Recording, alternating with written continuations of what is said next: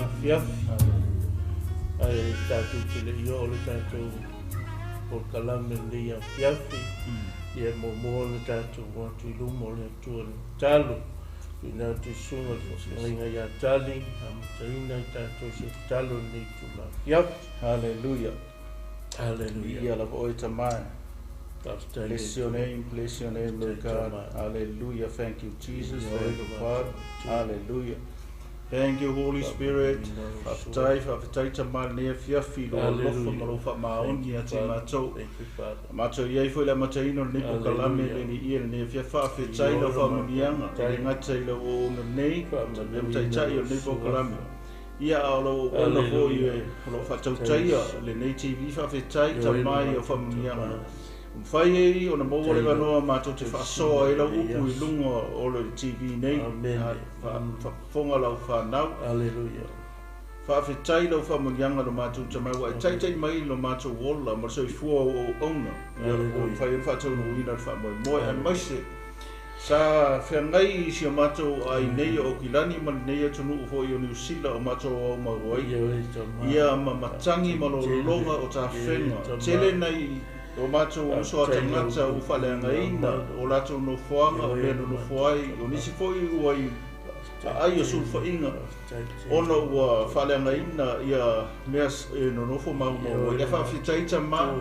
E ui lava ina ua ambia lisio. O ta maa foi ma au ona o esa ngaru lue le tengo nei foi matangi ta maa e whawhetai o lo manuia se mato o tunu pele o Samoa lo manuia lau whanau lo manuia lo tino ke riso lo manuia e matatau maapa ia te oe nei whiawhi o le mea nei mato te whapea toa ia foi atu le vinga ia te oe o le amato saungi nei whiawhi whalongolongo I le wholowholoina ma le siaina o la upi ta maa whamanuia mai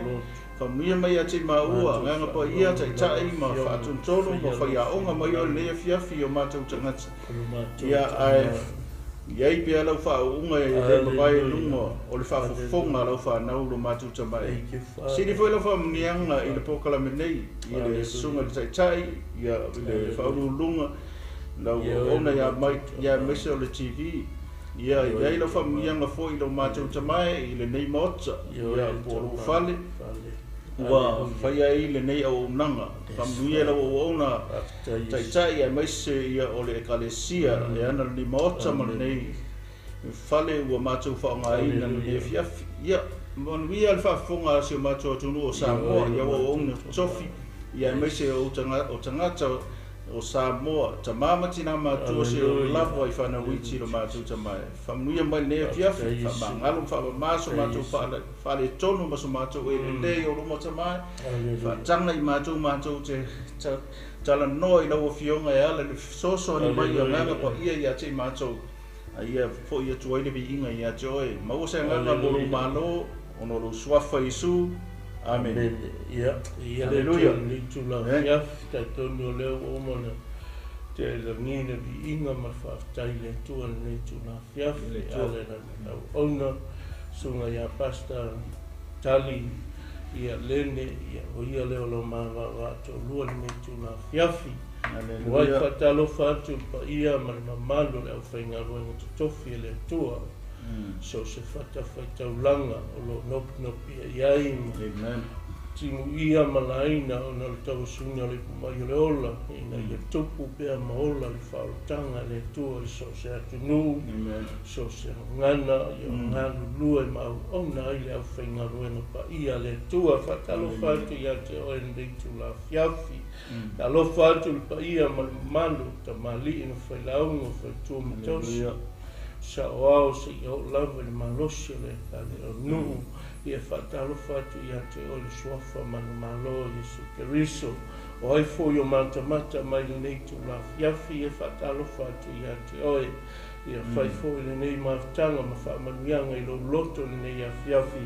ia tātou te ave whatasi ai le vi inga ma whaftai le nei tu la whiawhi mo le te fo le whaftai le sunga le le taitai le sunga ia maiki ia o ia leo lo whatau taia le nei pol kalame ia mo le antu whaftai le sunga whaamanoa fo i o le nei maota ia maisa le pa i o le ekalesia le sunga whawhengainga ma whaitua ma le pa i o le ekalesia whaamanoa le nei maota ia whai e nei Paul Kalame ia whaatai atua i le nei tula fiafi mahalo le ngā lue mahalo le taupati ia mahalo fo i le ngā lue le nei aso wai fo i te au ma ngā luengo le nei aso sa whengai ai i lungo ala te le mawe sa whio ia maiso tonu whai ngā ruenga tātou te patipatia ma whafo i bea i inga i le tua o nā lofa ma lo nā lei i lana pule whaasoa i le aso ma lava le tai au se o mai nei a fiafi e le mai ale alofa le tua i lo tau soifua ma lo mātu ola mo whai ona tātou mafuta ai le nei tu la fiafi tai fōi nei whanau sa whengai ma o onga le nei aso tai fō tātou loto i lo tātou o tua i lana puipuinga o malu ia wai o manuia ai le nei aso i o le inga lea tātou te patipatia tai atua i le tua le nei tu la fiafi i o na lana tau singa ma lana leo leonga ma whai ana tātou maua le nei a fiafi u lavana o ia le nei atunu i te munga musavili ia le lofo le tua e muli tai ai tātou i so se mea tātou te iai lana puipuinga au malu ia leo tātou vai atu o moumali atu savili ma te munga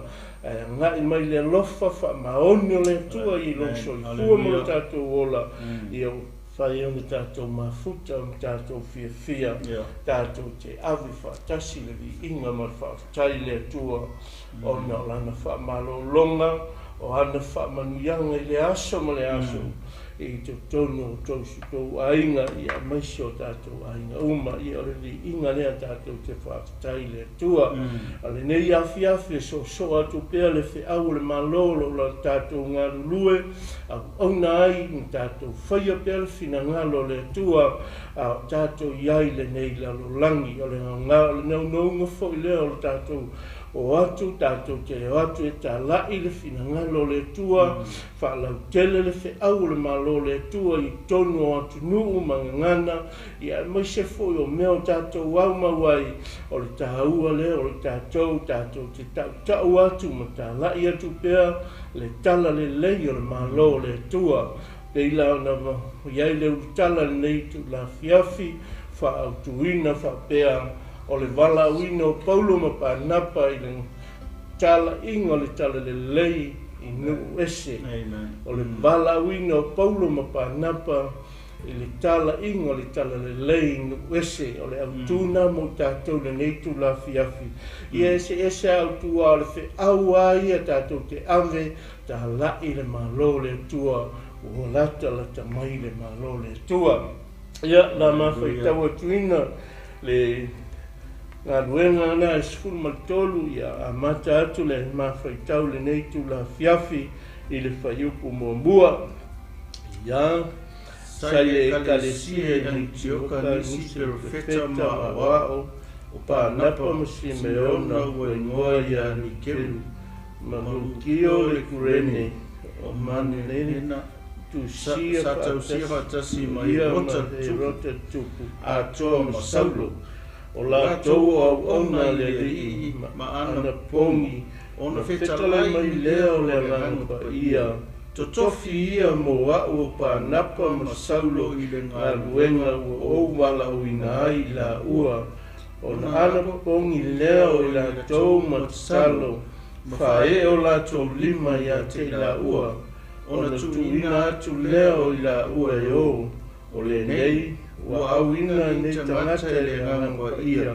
ona o leo i la ua i se lukia ua fōlau atu nai lea mea i kuperu ua i salamina i ona la fola i leo le fionga le atua i sunako tangata i utaia ua auina fo i one i a te la ua ua la to sopo i au o le motu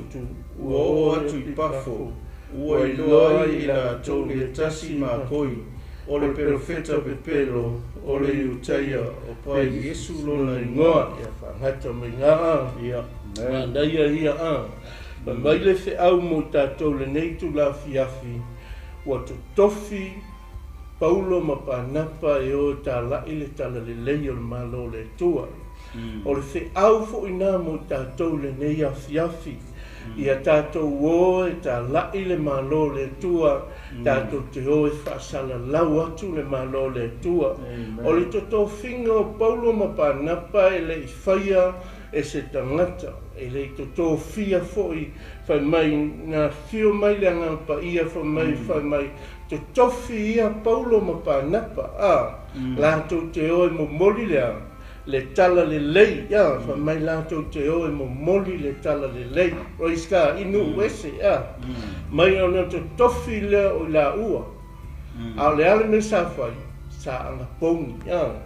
sa te talo atu i le atua ma tu atu Paulo ma Panapa e o whai mai wa umana te tofi ona anga po pongi lea ma te talo ana pongi ma te talo o le tāua i o mei e lua ana pongi ma le te talo o le ale me whau i le mea lea e whau i lo whaatua e whau i lo loto a toa i le ngā ruenga le tua wa Valaauina i oi e te fia fo i la e te ngā lua i le tūle o le anga pongi ma le te talo ina ia wha mai e le tua le whau unga i a te oe e whai e oe ma na mea whai ngā ruenga a o le tāua fo i leo le te tō whinga o Paulo ma Panapa a e fio mai le ngā pa ia ma whai ma whaau ia ma whaau ngā ina o la soifua e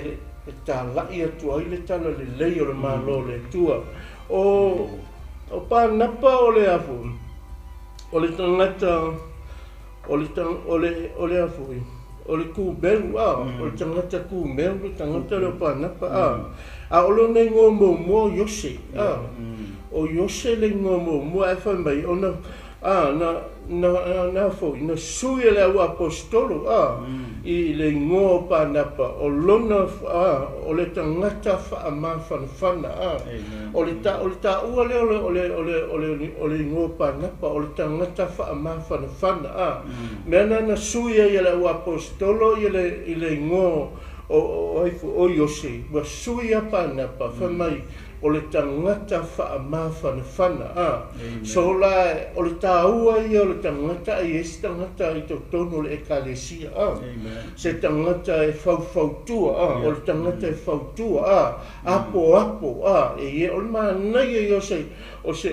ngā ruenga i esi tangata e apo o me whaale tonu o me se a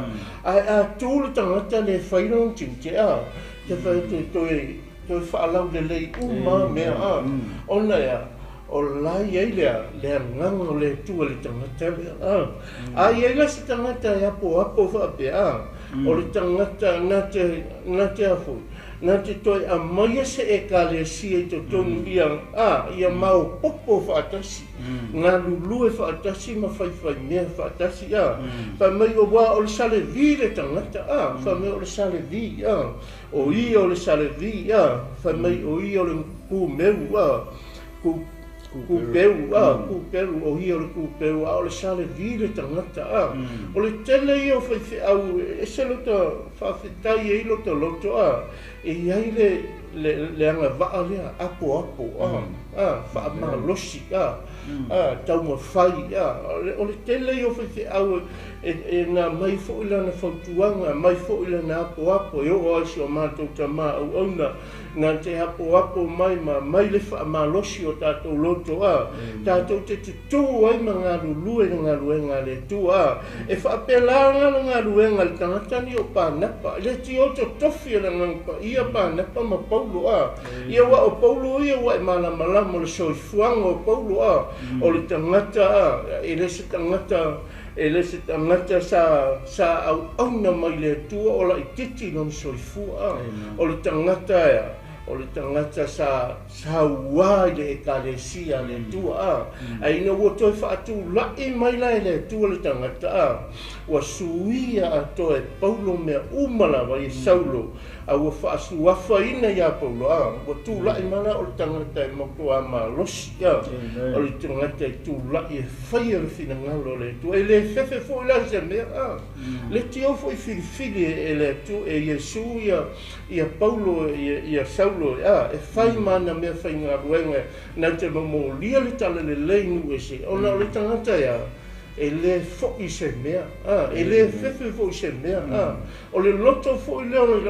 o tātou te nau ia tātou o e whai le fina ngalo le tua a tātou loto te tele la tātou te o e whai le fina ngalo le tua ma tātou o tā lai le fina ngalo le tua nu e se o le mānei o se loto e whapena o le mānei i le angaia me o loto o ea wa kua lau ki susu ma le awala o ea kua lau whaaumu mai thea a le mānei e o le nā mea a le mānei o se loto o ngā kata wakula e sa vali atu le alu whamai e alu vere nā la he halu i tā la i le Talalelei o le māno le tu ia te o umi sa whaasoa pasta e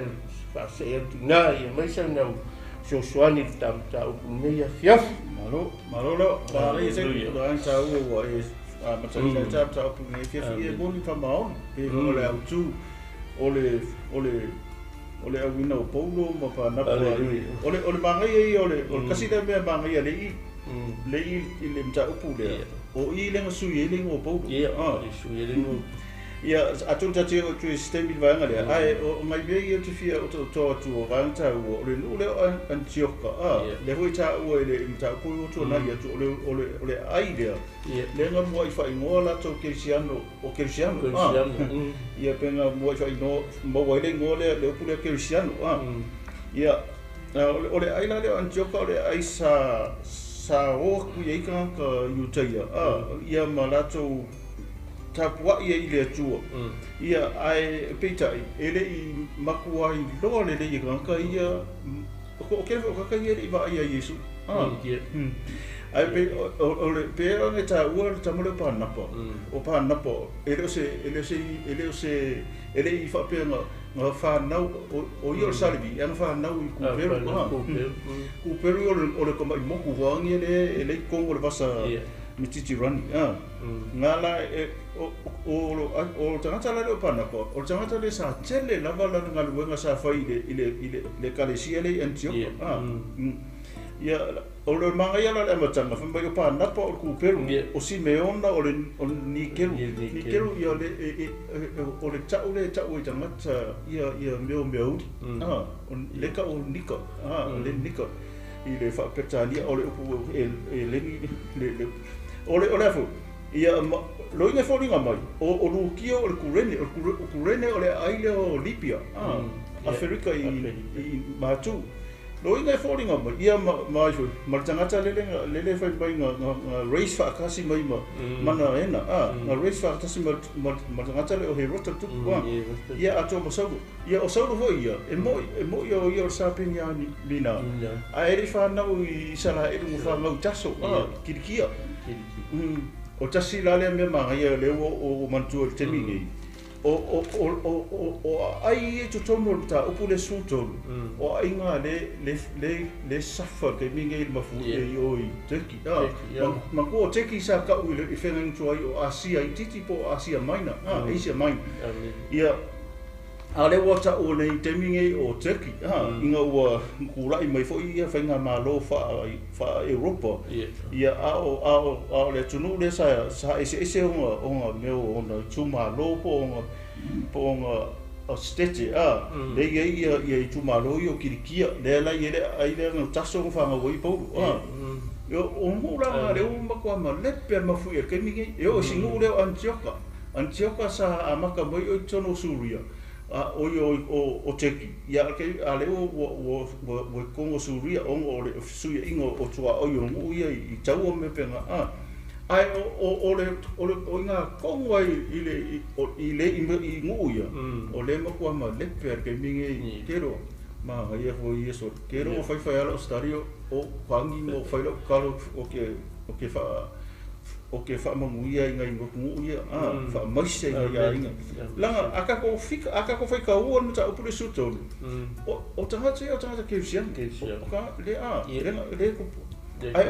ole pito no le o suria il camingi le upu le o ri va le Hamas kamo ai pipu lo long de ma ia le fo fa chai ngo ni so sonia malo fo tasi tonu suria o le uringa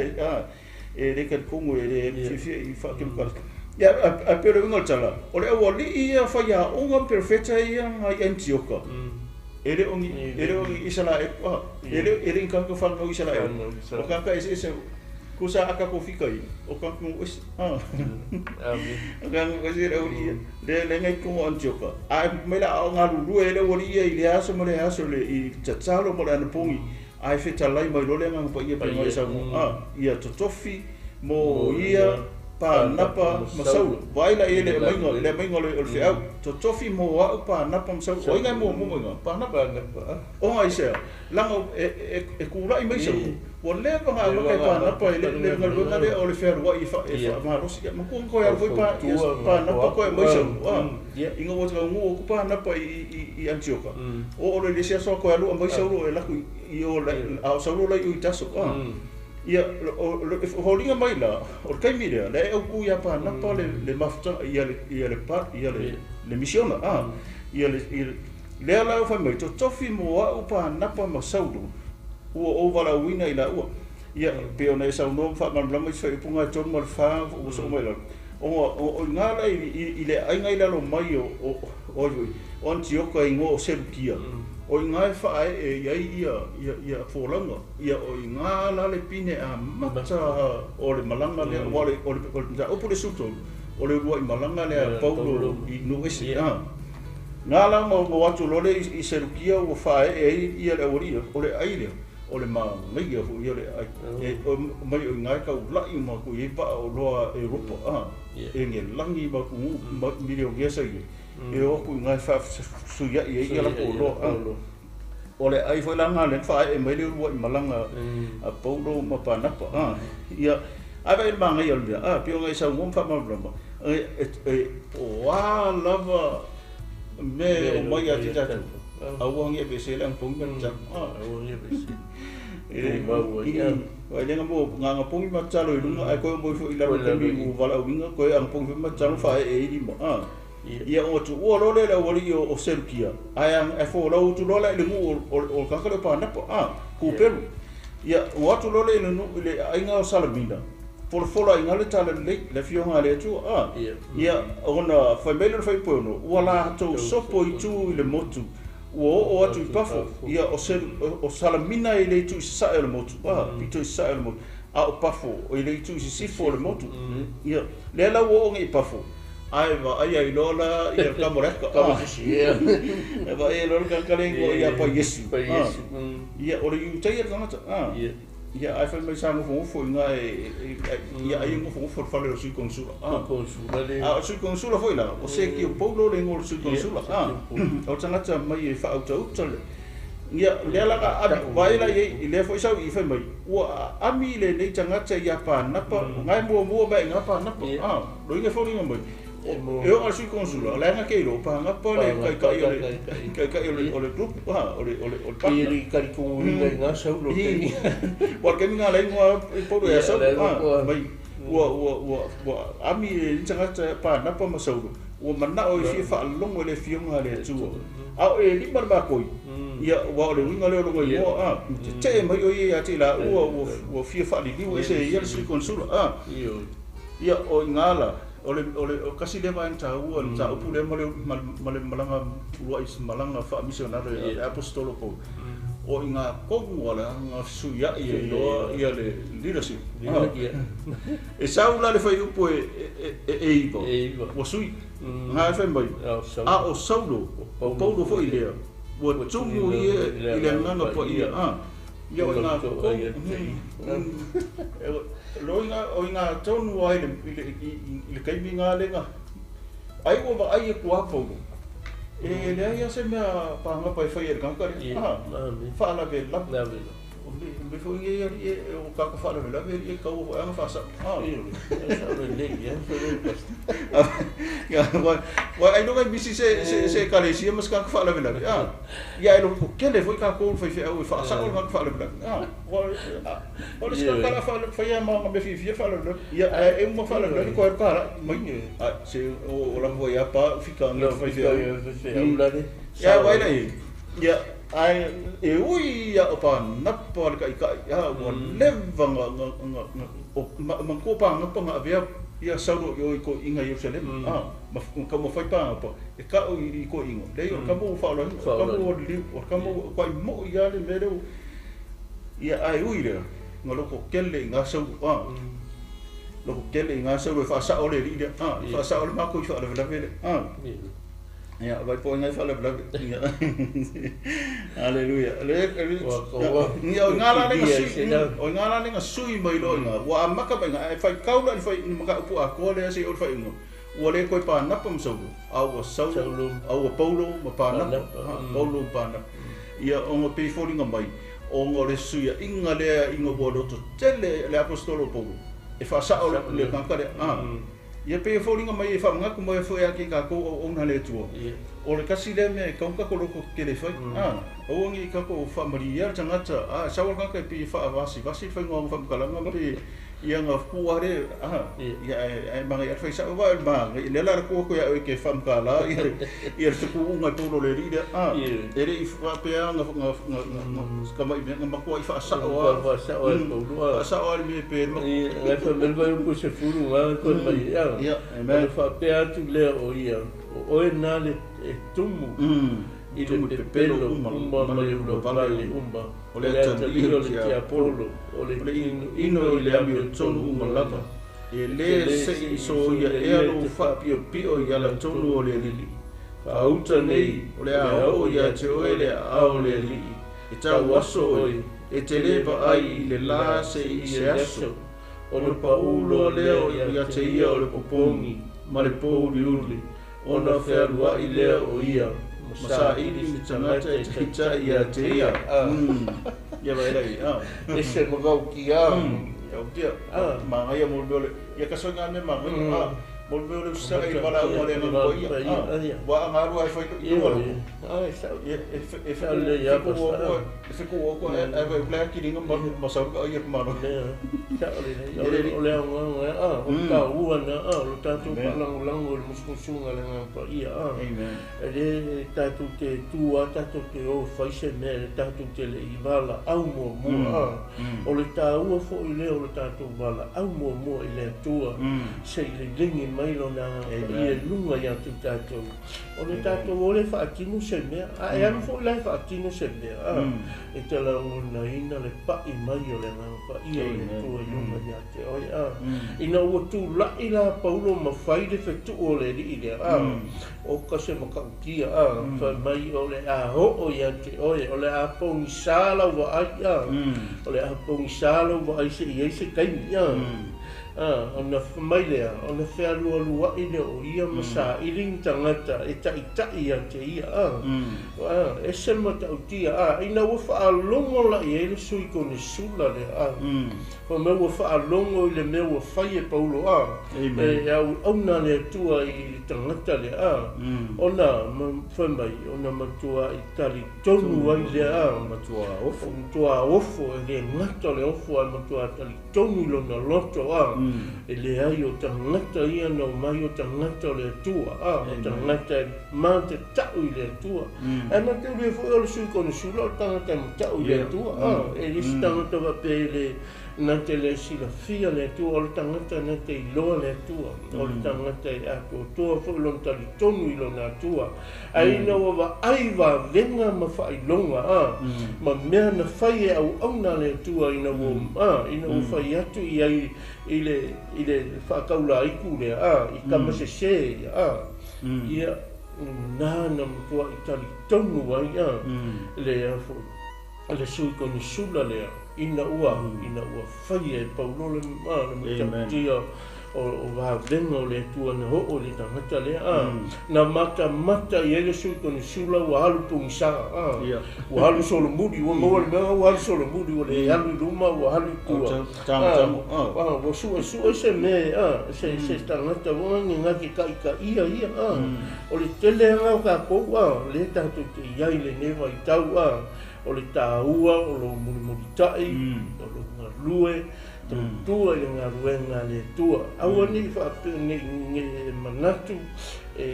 lusi lau tau tua i ngā ruenga le tua. O lau tau tua i ngā ruenga le tua, ma lau auna le ngā ruenga le tua. Tātou te maua i le manuia, tātou te maua i whaamanuianga te tele. Mai le mata lai le nau umana whaamanuia, na awele le whaamalosia, a se te whanoi, i le kalesia ma tangata mapoapoa i atu ia. Pa meo na alu le o ia sa ili a saulo i taso i le ngā lua ia tangata sa ili ia Paulo ngā lulu le sa ili Paulo. La ngā lulu e lo lea maina la ngā lulu e whaatasi ei lea i tau sanga. Raiska, ai na o mai o te tala le skumali tolu ai to tofia le ngā mapa ia i la ua. E le te tofia nisi na tofia saulo ma Panapa. Saulo ma Panapa, Paulo ma Panapa. E o e avele tala le lei nu ese o le tāua fo i la leo i tātou whea lama le mea nake au nai mai ngā lua i ngā ruenga le tua. A whai fo i o lo Valaauina o lo tū lai e te halu e tā lai le tala le leia le tua i so sea tu nuu o whea lama o le neila lo langi e te alu ai alu. Whai ala whina ngano le tua. O la ulu i fo i le ilo ua tali. A whai lama o le ale whina ngalo le tua, le ale Valaau le tua ia te oi te alu e whai le whina ngalo le tua o where me te alu te whaamisionale ai pe te ngalua e ngaluenga le tua. Whai le Valaauina o Valaau ai oe le tua. Aua ni whai le loto le tangata ai, whai le mea se ngalu i le tua. O ta ita fo i lo fia i e whai le neo le tālai. A lota nau fo i ta te fia halu ta te tālai. Ya anga i se sima ke o makala, i whako e asko nga i umam ke halu o ke tālai, o ke halu ma ke oa ma tālai. Ale na maunga i tātou te ho e tālai le malo le tua. Awani o tātou whapea tātou te o tālai, o tātou e kāre sia mo tātou tangata. He ai, nā tia tātou tangata whataua, ai tātou o e si. Moli le fe au le malo le tua. Se la ngona e tangata uma, nā lefa maritala tusi, au te o le lalolangi ia, o le lalolangi. Tau te ho e tā lai atu i eile malo le tua. Ia, te whaiukuna e sfumba e lua wha, mai pasta.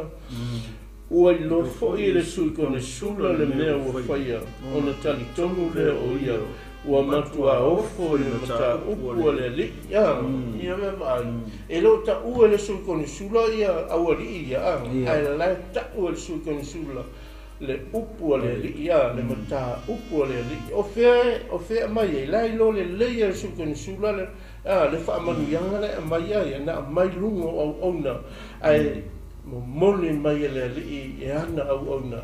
lato te moli atua i tangata whaale tau pulea ma tangata whaale tu mau se ia lato tali tonu ai ma lato i loa ai o lo so i fua le atua i whaau ia te so atu le pasta i tau wha malosi ia o nga ole tau tianga ole tangata e alu i stai Valaauina le nganga po amen ia o stai Paulo ma Panapa ia le ngama tua va ai ia pa Yesu wa ki ro pa Yesu e se in ia ke le lo i po le ungo ri tanga ia no nga o tia o ka waso ongo le ole ke e le fionga le wa le fa mai sa unga ia fa li ese atu i le sui consula le le fa tu amen ia o lo ingo kapo ia ale manga ia le ingo tala ia wa fa ala ina sui consula ia amen ai fa no le ri fa no le ri ka ka isolo ka isolo mo su ni se ka ia O mai le fai punga su tolu. Ngala vai la wa ma tsamai ngai su tolu fai mai. O atu va atu Paulo malana au malanga I pafu. O le ko ka pa na Paulo au sauro Paulo malana au malanga lo inga pa na pa le wo ilalo o tsa inga ale apostolo. Ia langa mantua le fitala Yesu ia pa na pa fai ia mai e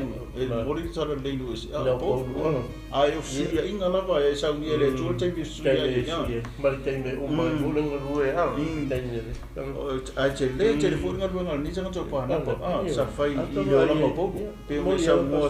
na la ko ska pa yo stanga te fo tu la ko ya la ko yan tio ka la ko ku tio ka ko so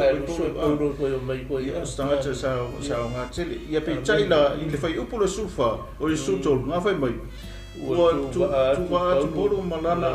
I pafu o ila to I pe reka I pafu dia ua tuuna ina ua e Ioane ua toi foi o ia Jerusalem ia mai fai pule onga o Ioane mareko le rire le sa kusile mareko o Ioane mareko mantua Ioane mareko sa ye le taimi o le lua e kalesia il kaimi le le au apostolo no foto le foi sa ye il taimi o fasataruino Yesu amen ia o se tasi o le o tangata sa muri ya Yesu ia o le tinalo tangata le yang mareko yang ngal falele ngal I pe teu no fa sa o to mai la ngeno mai fa pu ya lu pe teu fale o Maria tinalo yang mareko o le tala le tangata yang mareko foi mai o le ka sengi o Panapa le nga ri mga ka pelo kio ia ai ingo wo ola le la wo o mantua Panapa ku peru au ese ku ele ku peru le wo ola I lunga I Asia maina ia po sia ku le o take le fe ngai ni mafu e kemi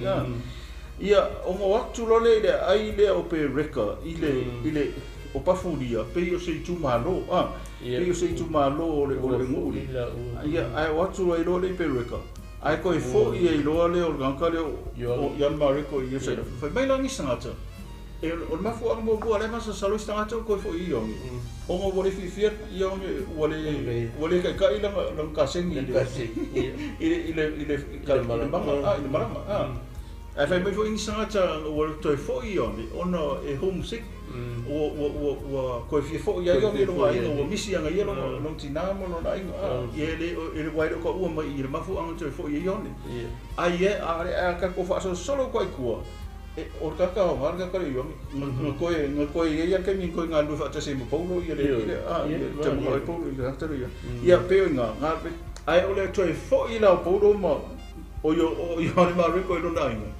o nga le nga mafu si piliki lo ia Paulo ma ile malanga lo lua al malanga le nga fa wa le malanga le ya pe tai u to fo yo ni ia fa u po e sufa mai u fo pe reka ila u ona la o le Antioka I Pistia u fale ya u e suna ko le aso sapati u no fo ilalo ia ole ka ule ori ile ai leo o Antioka makuala langa e lua Antioka ke ua fengumi ai fa ko le Antioka le fa mo o le Antioka le I Suria ia le Antioka le ko ngoi lauri o le Antioka le o I Asia maina ia Antioka le ele fa o le ngonga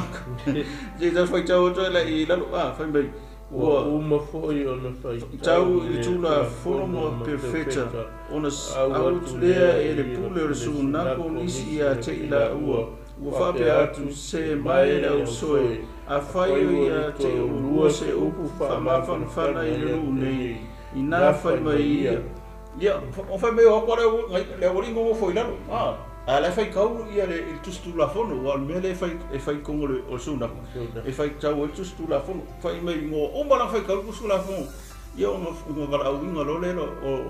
o la ua e fai mai a fai o yese o pu fa ma fan ia te ia sa mo mai ia vai sai vai ia o ngala le nga tu la ia tu ilo ia Paulo ia ma mata ro le la un te le ala le Paulo ka la mai pe mi mai kilo o no ke o fo ni le apostolo ele i ke me Yesu a ka kala mai ko ingi so ka kala mai maka mai apa se sau ai no mai apa se sau ya ka vika sau se ya o mai ile padi o Yesu ko fia le la o mai ko fanga o ia o fo so le a o ka ka ere ya ile kile a pakanga mai no ile ye temi o le ma mai le la o mo temi a fa ko o le ma mai la ya ai tu lo suma e ni vai ta o le la e ma nei ye o le la so ma nei o le la o no fu ma fai tau le la le a Paulo to fa ta tala mai ai Paulo le amatanga mai mai mo fa nga Israel e ta mao o fai la ni ko longa o mai le nu le na fasio ti ai tu fa i na i fa nga Israel nu ia esele mo ta ti o le fasili na ye mo sei na ye mo sei o ia Saulo ele ia Saulo ele ia Saulo hata to fu ele termina Valaauina i Saulo to a tala mai ale fe ngo fu le ta tu te vai o ina le ta tu te vai pe fato a pio mai ai Saulo ia Paulo ia a le tele le termina o Saulo o lona tūlanga fasi tangata ma ave tangata le whalpui o lona taimi te lena aina ua tūlai ia Paulo e whaile ngarua ngā lea tua a vele o kuwafa a mawhana whanai i tangata i le nua a ta tala mai o toi inga ka kala mai o le taimina a mai e whanau ngā Israel mai le whaiupuna sumale fitu o le tua le nei nuu o Israelu na whiwhiria e o tōta ma ua whae ina le nuu ina ua mai la tau le nuu ai kupito ua ia taitai ese atu fōi ia tau le au malosi ua ia o sai fōi la tau a mio i vau i ona tausanga e whanga fulu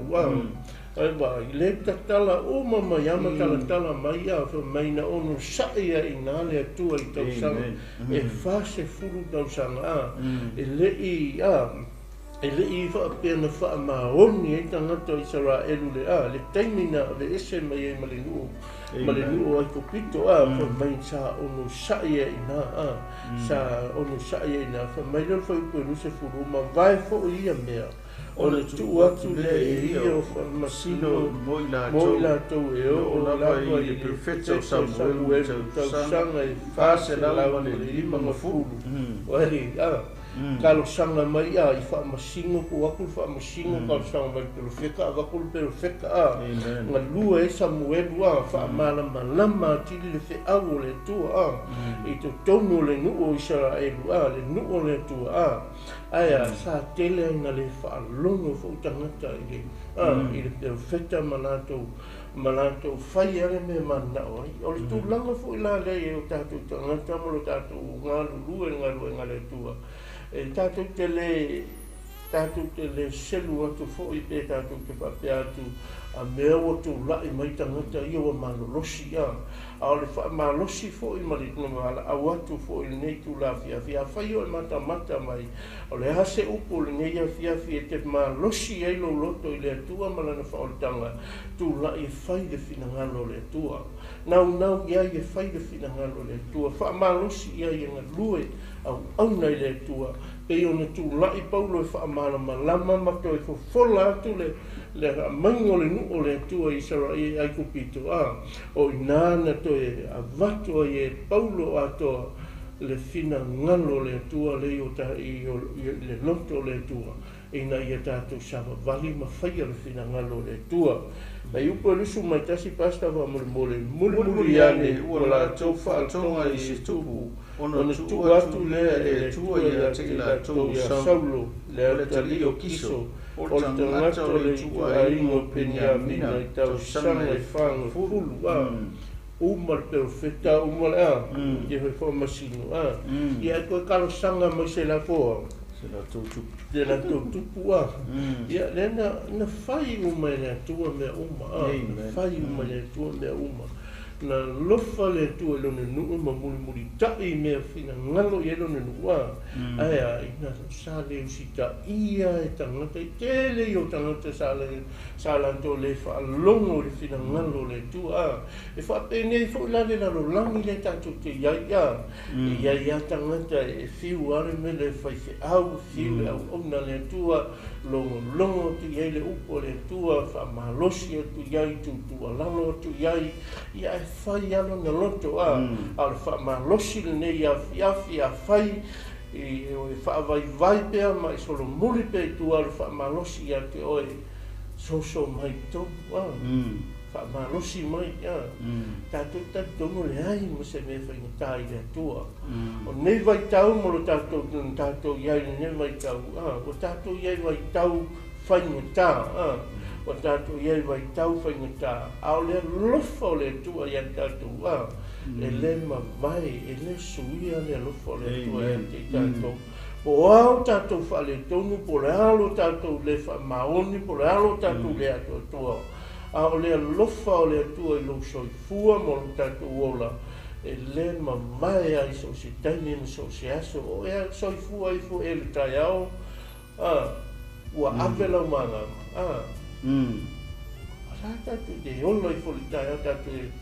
ala whai i fo le tai ao, e ala whai i so i fo le tai ao, maua lo soifua lau le lei, e manama atu e whaafetai atu i le atua taimi uma masa uma whelampa le mea tātou te ia e muri tai a le awa lofa le atua i lau soifua mo tātou ola ia o tātou iai le nei lano langi le tu mau ia o pasta ia tu atu lau sunga pe esi si me whamaros me e me fiaf Maro whafetai mangi tele mai vaenga e tāua ia ngau peo tala no mo i apostolo I whai ngubela I ngai ia iutai I whase lau lima tau sanga o nei sa ngā ku mai e perfecta ma whamasino ia ba ingo nu ia ma le whase tau sanga na whengai e mose mo tai tai ngol nu tono le wao ia renga so I leo no fo inga saulo e whase tau sanga ai ke uho mai loi no fo inga tāwita whai mai ua na ave ese fo I o ia te o saulo ngai whakau ia whatuina le e ia o tāwita e whai matupu ua ia mo tino fo ia te ia o whaapeane ua o maua le tāwita le atari o iese o le tangata e tusa ma loto na te whaia mea umalava o te manao iai ia vai le kasi ngā upu le keringa nganga I kaka kōkongo o whalisa mai la unga mo whamalos tusa ma loto wheta lei mai o maua tā vita le tusa ma loto e le kukusa le loko ka vika ma le mai opa ai tusa le loto e tusa lo inga e fōringa mai e usi tai te re nante ta vita o le mea e whina ngale tu e whai tā vita e le keke e le whakauke e le peo e le peila o sau whai mai alo whasi whaumakia ma leka e alu sau ma le whamuka la whamamu ma la mamoe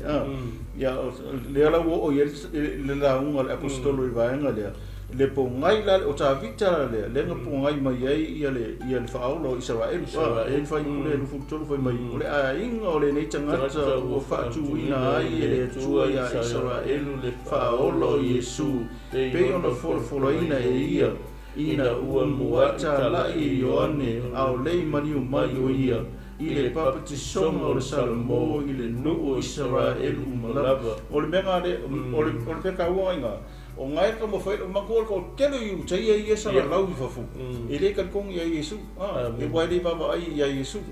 o le la o ka mo fai apostolo ka kai mai ia le upo le tua se ia o ia Yesu se ia la to mano se la ko mano mai para ko roi e sa o Yesu nga wina mai le tua e o yo ke riso o yo Mesia nga wina mai le tua na le wa mai nga mali perfecta bulbulinga o perfecta o le feringa fonga o yo ne fai mai ia nga sau Ioane tala I kala ia yonge sesi ame ang kala yonge Yesu le muli mai ake ia mai ia o le ke wala o le ke wala o le muli mai o le muli mau malama amen e le o le malama o le muli mai cha o ia malama ia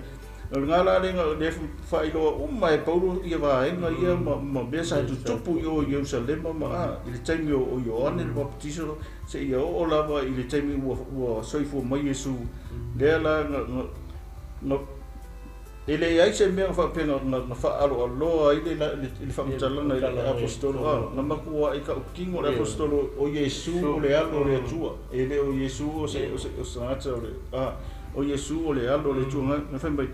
ua fai mai Ioane a fa uma e ia lona faipa o ai ia o nei io o tau manatu ele o ia o nei ai pe tai fa auta mai o loo muni mai le tasi o te lea o ngāno o te tala i lona se vai ia vai o ma puere i Paulo ke mire lai ke mire le o Paulo le o kamari i pe kole dese ia ai vai o le o ma koi wala uma mai le apostolo o ma fa ma ngia uma me ia kupu ke mire ke mire i luma ko Yesu a to ma temi Yesu o no le apostolo ia kari kongu i ukaia ngi ia Yesu o ia o le alo le tu haleluia se mai le o soi foi put i lusu ono se amo to mai o ma tau le tua ia te o to ua moria mai le upu o le nei o la tanga ia te o tou au wā o ina tou e no nofo i Jerusalema ma o la tou ali ina ua le iloa e la tou o ia ma upu a le au perfeta ua faita wina i lea sa pati ma lea sa pati ua tau nuu ai a te ia i lo la tou a whaasala i a te ia e ui lava ina ua le mau e le rotou se mea e te tau na otia i o ia a ua la tou fai atu i api lato ia fasi o tia o ia ua whaaiu fo i la tou mea umalava na tusia i a te ia on ave ifo lea i la tou i a te ia i la au ua tu i le tunga mau ua toi whaatu mai e le tua i a te ia i e oti i a vai le na ua te mingo koe ngori mau o mkau kingo le apostolo o Yesu o le alo le tua nga afu nga tala ina mai ia Jerusalem ma latu wa lii ma latu tai ma faitau langa mai latu mo sai ai fa me nga la ko le ka dia o ia nga kau fai te ena fasiotia ma fasalaina e o la winga fa tau le la au mo fa sa toroina o foi le tanu ai ole pawa ma le mana o le atua nga toi fa atu ina o vai nga tau ai ole lanke sia ai me sa tatu sempre foi le kalesia mantua e tele lawa e kalesia ia lotu ai ei foi me o eta o lotu se o lotu se la o lotu ele tonu i le tua te male tu le alo le tu le nga pa ia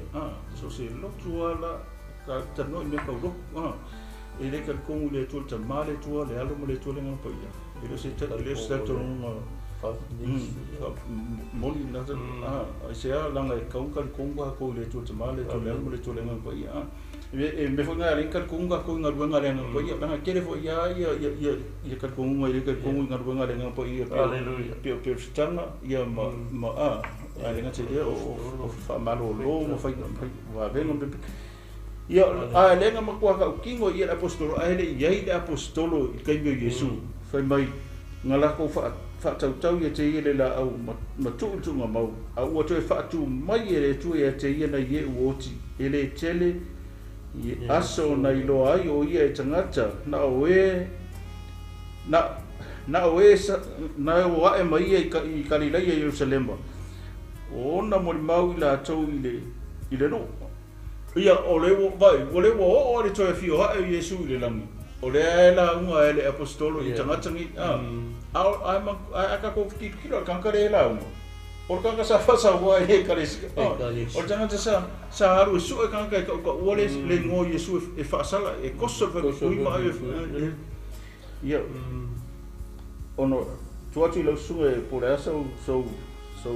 fa popo mai i vai no tau le na i fa si leo le la unga ia pe ana mani ko la so no ia so no pro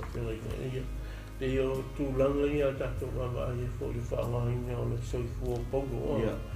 ese le matautia le whaoauna le soifua Paulo. O le awa ai atu le Talaiga ma le tūlai mai o Paulo e whai al whirangano le tua o moli le whiaua le atua i nuku e se e lei whatanga kama fo i la Paulo e whai e lei whatanga kama fo i la Paulo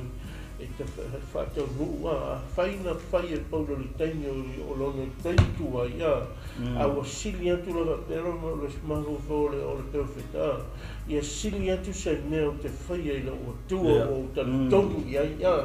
o le ngaunga fo i la i o tātou a whai sa ma nei a vuni mea sa e whai e nā mai taini o e iai ni tua ma e le Italia Iesu e ve mali ma whaola a le tenua Italia Iesu e ve mali ma whaola e lo soifua mo tātou langa ia sili etu fo i lani mea tātou te whaia mo le tua ma lani Talalelei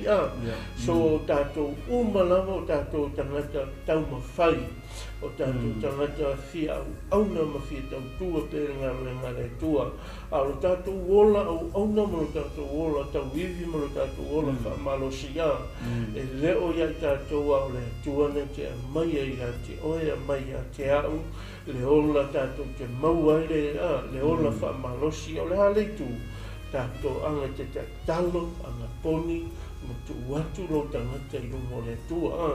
o le tā uafu i leo lo tātou ngā lulua i ngā luenga le tua a o tātou iai le nei la lulangi o le tā ua i a tātou whaamalo losi le te talo ma langa pongi e le iasi si mea na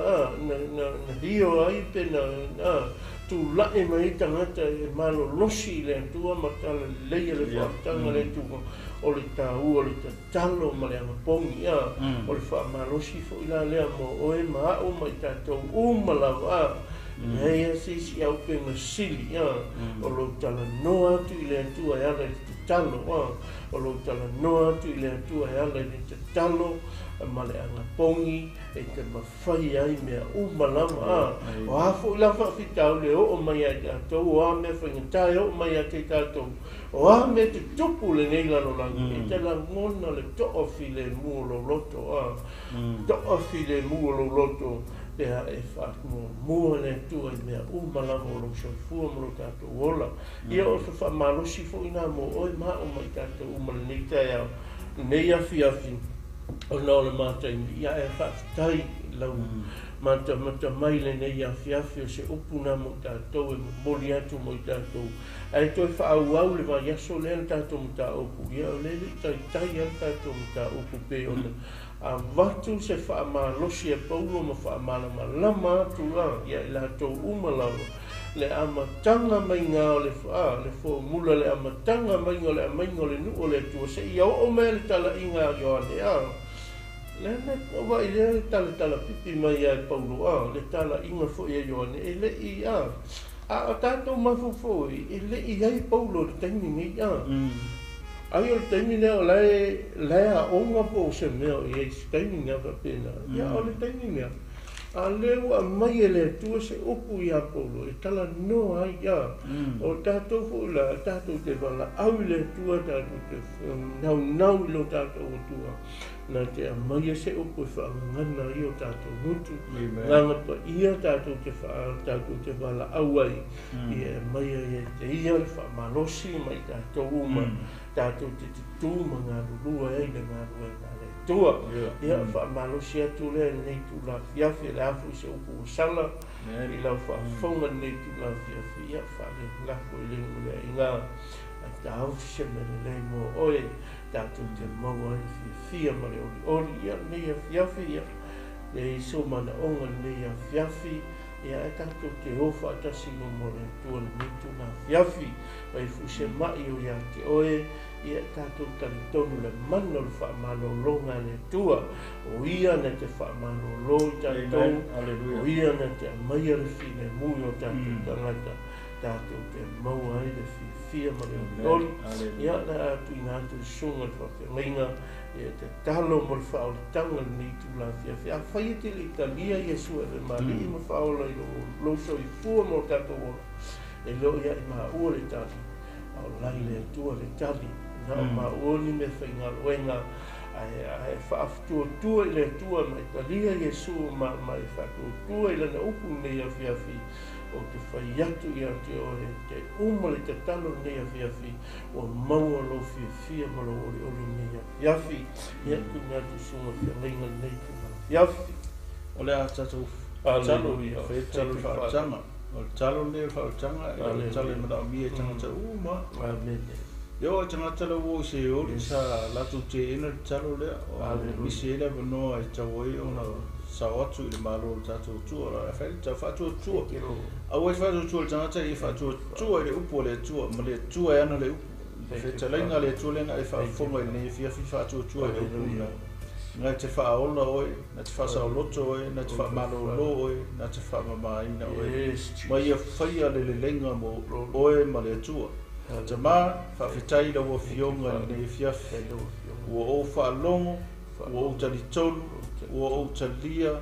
la ua fionga i lo loto. Te tala atu lo loto i a te oi le atua. Fio mai, whaia o mau mea whainga luenga. Fio mai anga pa ia i sonu ia tea. I te whaunga ina lo wola mo lo fina ngalo. Whawhitai wa i whaama ina i ala i lau wa fio. Whawhitai wa i whasa o loto i ala i lau upu. Whawhitai wa i whaama ina i nau o whaalongo matalia lau wa fio ma ne fia. Whawhitai wa i whasa o loto ina ma whai au ma suli o lo malo e whaavavau. Ono lo ingo Yesu o ole malau tuai. Amen e amen. Aftai le tua lo matou tama. Hallelujah. Matou whaftai atu i loa lofa maloa leis. Matou whaftai atu le nei a whiawhi ala i lau whionga. E hawa o whaatonu whasino mai ai matou le awala ai matou te sawa mai ai. Matou whaftai o na lau upu le nei a whiawhi tama. Ioe whamaoni ala ua whionga, whai mātou ma mātou. Te oe ta lai lo fina ngalo, ma whaia lo fina ngalo ta mā. Ta alo le tua ai o mata mai e whamanuia atu nei a whiawhi. O ai fui o iaiso na mana onga nei a whiawhi le tua wana oe te whawhino ia lo na mana onga. Se mai o le ase me mana o mia i tono le ainga. Mātou te bala au atu i a te oe, mātou tuina atu le mana onga o lea mo lea le nei a whiawhi. I lo suafa Yesu lo mātou matai, mātou wala au nei a whiawhi ta mai a ngalei so swani fōi nei pō. Le ase teime o le ata oto ai tō whango lau nuu ma lau whanau ia si o mia e au a ngelu puipuia i lātou i o au. Mai ngā ruenga whala me lange le li o le lau langi. Mātou te wala au le tua nei a whiawha manuia i lau au nei a maiki ma whaitua. Mai sole no whaaro whamanuia fōi le nei a la leo. Manuia le sunga le whawhengainga ma whaitua e ona le nei malu ta mā. Iai lau whaamanuianga i tono le kāne sia. Nau unga mātou tu whaatasi ma ngā lulu e whaatasi. Mātou te hati ae lo malo. A wau lo malo e tasi lama lo malo. Mātou te ngā lulu e whaatasi ai. Mahati ae whaatasi. Ia tele ni nganga mo oe malo malo. Whaamanuia le wasenga leo whainga ruenga. So se fata whaita ulanga, tape na ina fo le newi ki eni, ia whamanuia le tape nanga leo whainga ruenga. Whamanuia i toi aso le newi vai aso tamai, te aumanga ruenga, mai se o whanau ia onga, malutia iau au, se upusa o le mātou tau tala ni a whamangalo i mā ua la whanau tamā. Wala atu ia Yesu lo mātou wali ino lo mātou whaolo, mātou wala autu e nei. Thank you, Lord. Amen. Tai. Ya, mia tele le tua nei a whiawhi. Sofo Yesu. Amen.